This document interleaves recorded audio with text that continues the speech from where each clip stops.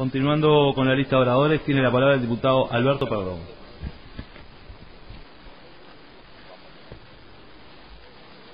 Muy bien. A esta altura del debate, presidente, y llevando aquí 4 periodos, siendo casi parte del inventario y por tanto presenciando 4 presupuestos y en los 3 primeros 4 veces más rendiciones de cuenta, uno trata de ser conciso, aportar en donde falta en el debate, dado que estamos en la consideración a nivel general. Y quienes me conocen en todo este tiempo saben que hago muy pocas alusiones y mucho menos chicanas o suspicacias, pero me es imposible no aludir a la circunstancia de algunos términos y algunos conceptos que por aquí se deslizaron. Yo creo que de verdad de que esta década pasada fue una consecuencia natural de la crisis del 2008 y el Frente ha gobernado, por tanto, prácticamente en todo su periodo en crisis, no es real. Y creo que ha gobernado en una década de una bonanza como tal vez no haya otra. No sé si hay una medición en la década del 50 con la guerra de Corea, pero tal vez no haya una década de mayor bonanza en la historia económica del país. En segundo término, la circunstancia de que el crecimiento y la inversión se debieron tan solo a estrategias nacionales y políticas aplicadas, da cuenta de niveles de subvención, exoneración de rentas en un momento de bonanza muy determinado, que generaron realmente un nivel alto de inversión en la ley de promoción de inversiones, pero también generaron como consecuencia la mayor extranjerización de la industria y la tierra en la historia del Uruguay. Por otro lado, quisiera dar cuenta cuando se habla de los esfuerzos enormes del gobierno a efectos de bajar los gastos en el rubro cero, el recordatorio de que en la década ingresaron o se regularizaron nada menos que casi 80.000 circunstancias de tipo laboral de relación con el Estado, que no podré hacer una cuenta exacta, pero tal vez estemos evaluando esos ingresos en algo más de 500 millones de dólares anuales, nada menos, a los efectos de dar cuenta de la dimensión y el volumen de esa forma de ver que en el momento de desarrollo de tecnologías, de la robótica, de la informática, terminamos tomando casi 80.000 nuevos funcionarios públicos. Fuera de ello, y ahora sí dedicado a la circunstancia específica del presupuesto, el presupuesto es, de algún modo, la identidad misma de un gobierno, es el ADN que se muestra en blanco en papel, en negro sobre blanco, y allí expresa de algún modo la posibilidad financiera de llevar adelante iniciativas, compromisos, propuestas, ideas y programas. A la hora de que podemos visualizar este presupuesto, realmente creemos que la creatividad que se realizó, en la que se realizó por parte de sus protagonistas, creemos que aquellos que buscan una reforma profunda, una revolución, y aquellos que hablaron de temblar de raíces de los árboles y los árboles temblando, bueno, dan cuenta de alguna decepción a la hora de leer este presupuesto. Pues lo entiendo casi tan solo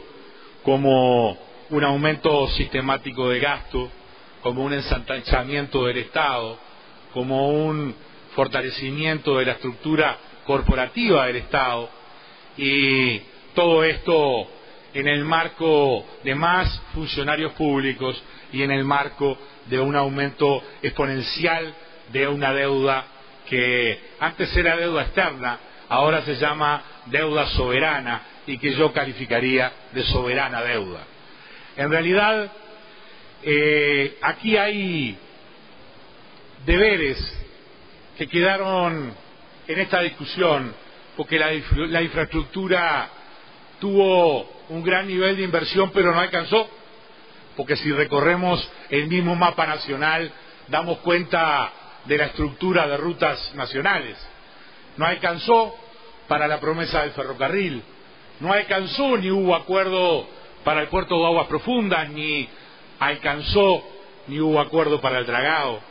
no hubo mecanismos para la regasificadora y se plantearon esquemas de una matriz energética que tuvo varios niveles de exoneración y subvención y tal vez conlleve, hacer un análisis en algún momento y que nos deja con un modelo y una matriz muy saludable en el Uruguay natural, pero que tal vez siga ostentando el lugar de la energía más cara del continente, porque de ese lugar no nos hemos bajado.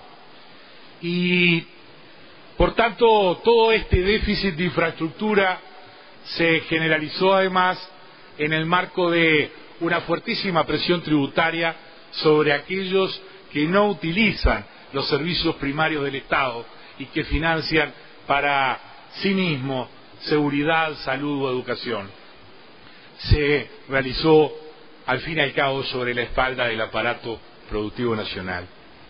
Pero la mayor omisión de todo punto de vista de este presupuesto, y sin ingresar en el detalle, pues creo que la expectativa mayor es saber qué va a suceder adentro de la Fuerza Frente Amplio. Este presupuesto va a ser aprobado en el día de hoy a nivel general, ya lo sabemos, si no es novedad, y por tanto la novedad se instala en la interna del Frente en algunos artículos y en visiones contrapuestas que las distintas sectores del Frente Amplio han discutido entre sí. Pero para mí lo más importante de la evaluación de la década, pero de este presupuesto en sí, es la falta central de lo que se denominó en algún momento la madre de todas las reformas, y hablo de la reforma del Estado. Tal vez bajo la percepción de que algunas normas que implican reglas de juego de relacionamiento entre funcionarios públicos y el Estado bastaban y eran el centro de la cuestión, creo que no dimos en la tecla con un Estado realmente antiguo, que tiene su propia cultura, un Estado al que no le planteamos un gerenciamiento estratégico, un Estado al que no le dimos motivaciones ni incentivos, no le hicimos buscar la excelencia, no le exigimos resultados y en síntesis no pusimos la gestión como centro del mismo. Y entonces la oportunidad no solo estaba presente porque había una bonanza económica relevante, la oportunidad estaba presente porque había una nueva fuerza política gobernando el país y por tanto allí estaba la posibilidad cierta de virar el rumbo de un Estado que con 180 años, con cultura propia, con lenguaje propio, bueno, estaba mirándose en el espejo de la fuerza política que conducía ese navío en el que vamos todos los uruguayos. Y esa oportunidad cierta se perdió. Y creo que allí en donde muchos han intentado politizar al Estado, el Estado como espejo termina devolviéndonos esa lección increíble y termina estatizando la política. Y bajo esa lógica terminamos no pudiendo con los mecanismos burocráticos que ese Estado gigante termina brindando. Y por tanto, yo creo que no es tan solo a través de leyes y decretos, creo que es a través ahora en que todos los partidos han sido gobierno, o por lo menos los partidos mayoritarios han sido gobierno y oposición, creo que es el momento de plantearnos mensajes, actitudes y plantearnos una exigencia singular de la gestión en un momento tan complejo de la vida de la República. Y por tanto, yo creo además que no es tan solo a través del presupuesto y sus recursos, pues no es tan solo un problema cuantitativo, también tiene que ver con un problema cualitativo y de poder llegar al fin y al cabo al hombre, al ser humano que hay detrás de cada funcionario público, porque detrás de él está al fin y al cabo la llave misma de las posibilidades de cambio. Terminando y dando de plano con aquella frase que decía y que se dijo durante mucho tiempo: ellos hacen que trabajan y nosotros hacemos que les pagamos. Terminando con esa forma de ver al Estado y profesionalizando un Estado singularmente fuerte en función de su cantidad de integrantes, pero en función además de que el aparato de regulación de normas y leyes le brinda potestades singulares. Yo de verdad creo en la participación del Estado, no creo que los problemas de la 9ª sección del departamento de Canelones los arregle el mercado, y no soy ningún neoliberal, ni me identifico cuando llaman derecha y miran para estos barrios. Pero con sinceridad tenemos allí que meter cuchillo a un Estado que no hemos podido reformar y ahora depende de todos. Pero creo que centralmente podemos acudir a esa reforma si podemos medir algo que hemos dicho en cada una de estas intervenciones cuando discutimos en el Parlamento el presupuesto, y es medir la calidad del Estado. Yo creo que no hay una política generalizada para realizar esa medición, y hemos visto y demostrado que más recursos no quiere decir más y mejores servicios. Hemos visto que no hemos mejorado la eficiencia ni la eficacia de los servicios del Estado a través de una redistribución mayor de recursos. Y por tanto es la medición de la calidad del Estado el tema central que nos debiera convocar. Porque ¿quién debe ejercer el control de esa calidad del Estado? Yo creo que el Parlamento. Yo creo que es el Parlamento Nacional, y así lo propuse en 2008 cuando tuvimos que hacer el presupuesto de Secretaría. Con muy poco tenemos una oficina de medición de calidad del Estado hoy con las tecnologías existentes. Con muy poco las unidades ejecutoras pueden remitir en tiempo real el gasto y tener en el Parlamento de verdad. Imagínense ustedes qué comisiones de Hacienda o de presupuesto podíamos tener con esa temporalidad. Recuerden que cada vez que vamos a una rendición de cuentas estamos viendo la foto de hace un año atrás. ¿Qué vamos a corregir? ¿Ustedes se imaginan una empresa privada teniendo la contabilidad de hace un año para corregir acciones futuras? Pues creo que allí hay un elemento central, y es esa temporalidad. Y es necesario que sea el Parlamento, porque el Tribunal de Cuentas no hace otra cosa que brindar la legalidad del gasto. Porque la Contraloría General de la Nación depende del Ejecutivo igual que OPP, y por tanto la labor de Contralor de la calidad del gasto le pertenece al Parlamento Nacional. Y de verdad, ojalá la fuerza que hoy el gobierno aproveche las mayorías para esto, porque esto también requiere la madurez de un Parlamento como el de Chile, el de Colombia, como el de Canadá, como el de Australia, como el de Francia, como el de Holanda, que tenga la madurez de acordar hacia dónde, de acordar metas, de acordar cocientes. Yo tampoco quiero medir mi país en función de la calidad, de la cantidad de 0 kilómetros que se vende. Yo lo quiero medir como muchos lo hacen,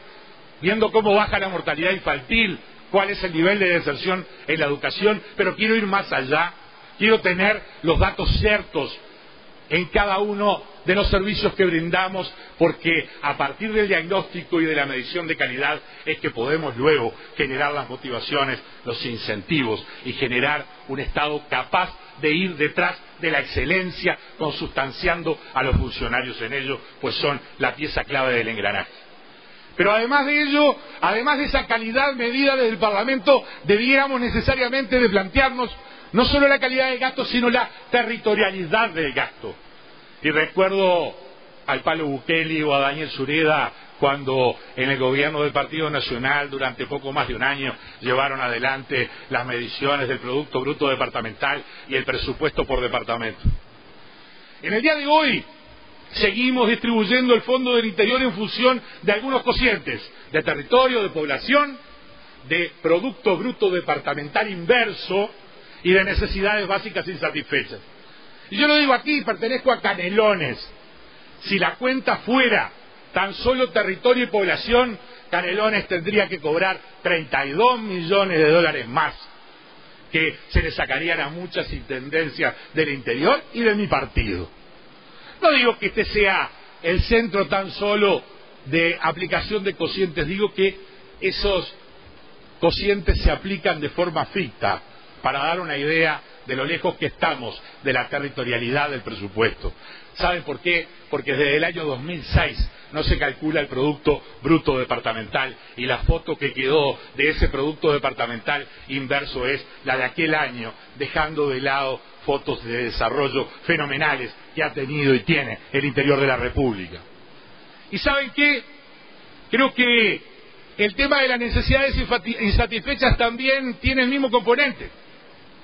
También se ha perdido esa foto, y por ello es necesario que ajustemos. Y yo lo entiendo, nadie quiere entrar en este tema porque el Congreso de Intendentes es un órgano que apenas ha sido institucionalizado en la Constitución de la República del 96 y no tiene un tema de mayorías o minorías, y Flores no representa menos que el voto de Montevideo, y esto es así, y esa es la institucionalidad que le hemos dado, pero sí es necesario racionalizar, y a la hora de medir la calidad de gastos del departamento, por tanto, podríamos estar sumando nada menos que la oportunidad de la temporalidad y estar viendo en qué gastan las unidades ejecutoras hoy, para decidir hoy y cambiar los caminos hoy, y además cuánto tenemos de presupuesto por departamento para establecer un grado de equilibrio y justicia básica de ese interior muchas veces relegado que hay que impulsar.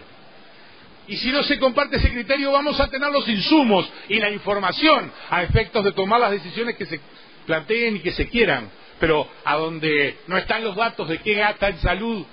en el departamento de Artigas, este país, es muy complicado, y al no estar los datos de cuál es el Producto Bruto Interno Departamental de un departamento, también lo es. Entonces las decisiones pasan a ser diferentes porque no tenemos los insumos más básicos. Por ello yo diría que la calidad es un elemento central, y creo que esa falta de información está en todos los escalones. Por estos días, en discusiones que se dieron, que son válidas entre el vicepresidente de la República y el ministro de Economía, dieron cuenta de discusiones sobre inversiones en una empresa pública, y luego dieron cuenta de discusiones sobre los vencimientos que esa empresa pública tenía en el segundo semestre de este año. No quiero generar ilusiones, esto lo vemos en los diarios. No se trata de ninguna ilusión, se trata de decir que el nivel de información es muy básico, y en esta comisión que se ha desatado acá nos hemos enterado que una empresa pública de esa magnitud, tal vez la mayor de todas las empresas públicas, termina no teniendo sus estados contables durante 6 años a tiempo. Yo lo que propongo, señor presidente, para sumar, y como lo hago en cada presupuesto, es decir, si en el Ejecutivo tenemos OPP, la Contabilidad General de la Nación, si el Tribunal de Cuentas mide la legalidad del gasto, pues es el Parlamento el que tiene que darle el contralor a la calidad del gasto, y con ello, en tiempo real, poder saber en qué andan las unidades ejecutoras, y por ello en tiempo real hacer que nuestros legisladores tengan otro nivel de jerarquía, y por ello en tiempo real saber cuál es el equilibrio presupuestal que tiene el territorio nacional y cuál es la calidad de gasto. ¿Por qué? Porque el Estado gasta mal, y porque podemos estar discutiendo si gana el 6% del presupuesto, pero vamos a recorrer escuelas rurales de Canelones, vamos a hacerlo, acompáñenme. Yo tengo varias en donde los alcaldes le han puesto el segundo salón a una clase de una sola aula de 37 muchachos, y entonces cuando veo el 6% digo, pero ¿dónde está? ¿Dónde está que no nos llega en los centros de salud? Y no quiero hacer una numeración de recorridos de nuestro departamento, porque ustedes en los suyos y en los barrios de Montevideo seguro tienen la misma apreciación. Lo que digo es que el sistema político durante muchos años ha evaluado las gestiones de los ministros a través de la ejecución del gasto. Y decíamos, qué buen ministro es este, ejecutó el 99% de lo que tenía asignado, pero lo hizo bien. A la hora de que miden a los intendentes les piden contraparte y les piden no pasarse en el año, y allí hay desde OPP algunos mecanismos regulatorios para que ese gasto sea recibido por la Intendencia y tenga ciertos estándares de calidad. Y bueno, importa que el Estado a nivel central tenga lo mismo. Yo quería hacer más que nada este aporte, porque creo que podríamos estar mucho más de acuerdo de lo que creemos si nos planteamos con madurez política metas, si los planteamos con madurez política objetivos comunes, formas de medir la calidad del gasto, hacerlo en tiempo real y hacerlo territorial para tener un país más justo. Y para terminar con otra frase que caracteriza este tipo de eventos, porque a la hora de que evaluamos el presupuesto, en la intervención de algún diputado propinante dábamos cuenta, hoy existen fideicomisos con fines específicos, sociedades anónimas, empresas paraestatales, empresas públicas alejadas de la administración central y cada vez más alejadas del control parlamentario, y entonces en realidad no sé aquí cuánto estamos porcentualmente controlando. Yo creo de verdad que esta forma de medir la calidad de gasto debiera de exigir además un consolidado. Y un consolidado es medir el gasto presupuestal y también el extra presupuestal. Pero también me gustaría saber cuántas subvenciones y exoneraciones dimos, porque también es renta que el pueblo uruguayo no recibe en servicios y que el Estado uruguayo no recibe en sus arcas. Yo quisiera tener en esa medición de calidad temporal, territorial, quisiera tener un consolidado del gasto presupuestal, del gasto extra presupuestal de esas organizaciones que muchas veces están en el misterio y en las sombras, y quisiera tener además el grado de exoneraciones y subvenciones que le dimos en el marco de la promoción industrial y la promoción de inversiones que le dimos a inversores nacionales y extranjeros, para saber, por ejemplo, si la matriz energética muy saludable que tenemos hoy es de verdad la más rentable que tenemos en el mundo, o la herramienta mejor que teníamos para acceder como país y para a partir de ella tener un Estado industrializado detrás. Pero más allá de ese consolidado, yo quisiera terminar además diciendo que esa capacidad de contralor, esa capacidad de medir la calidad, nos daría, por suerte, la posibilidad de eliminar de plano esa vieja frase que se ha acuñado desde mucho tiempo en este Parlamento, en donde se dice: el Ejecutivo hace que rinde cuentas y el Parlamento hace que lo controla. Le voy a otorgar a la diputada Elizabeth Arrofié, le voy a otorgar una intervención. Continúa en el uso de la palabra, señor diputado Perdomo. 2 minutos. Diputada Arrieta, para terminar, un pequeño desliz y reclame de mi departamento de Canelones. Parece un chiste, pero en el artículo 666, quedó así ahora, parecen los fondos del diablo. En el artículo 666 se adjudican 285 millones de pesos para la zona metropolitana, dando cuenta de esta por Canelones y Montevideo, planteando allí una necesidad de apoyo para generar una movilidad mejor. Sinceramente, una vez más, hoy hacía referencia al departamento de Canelones, le faltan 32 millones de dólares en las valoraciones que podamos calcular a la hora del Fondo del Interior. Es absolutamente escasa e insuficiente. Realmente seguimos con transporte de 40 kilómetros en 2 horas. Seguimos con esa misma circunstancia y seguimos con la necesaria realidad metropolitana que supone el reconocimiento. Así como Montevideo Interior tiene sus características propias, la zona metropolitana tiene las suyas, y realmente estar pagando un nivel de obras como el de Ciudad de la Costa con fondos departamentales, cuando es un fenómeno migratorio nacional como el que no da cuenta ninguna otra zona del país, es increíble. Con esto termino, presidente. Nosotros recibimos 103 asentamientos de individuos con el costanero al hombro en esta misma zona metropolitana, y por ello mismo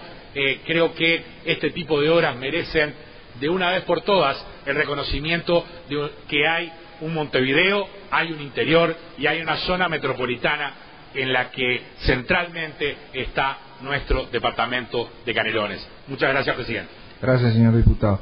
Dese cuenta del informe.